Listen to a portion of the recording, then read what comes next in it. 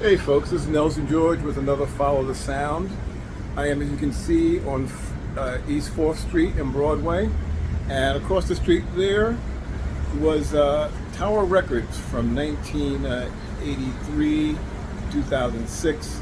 Not as famous or iconic as the location on Sunset Boulevard in Hollywood, but for most of that time, it was in New York. It was a super destination for music lovers. I mean, that Tower Records for me went from the height of the CD era when everyone was repackaging everything and the record industry was booming because of CDs, all the way through the Napster collapse at the turn of the century that eventually led to the demise of Tower Records and all the other great retail outlets.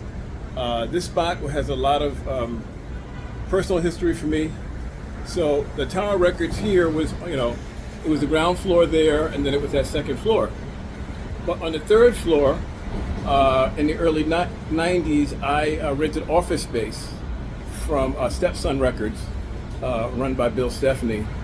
Actually, down the hallway was before from Broadway Records, so there was a lot of music activity here, along with here at the store. Now, the staff at the store, a lot of them went on to become well-known musicians. It was a very music-savvy space.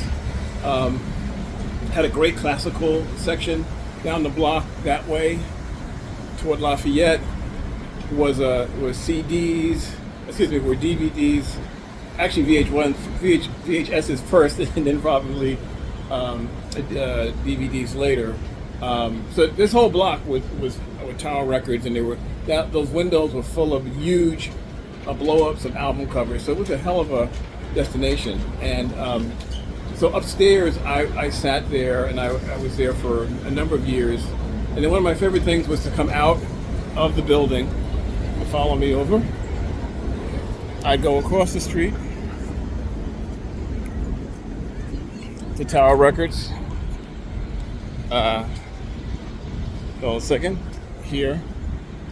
So I'm here in front of Broadway, and then right here, follow me here for a second, where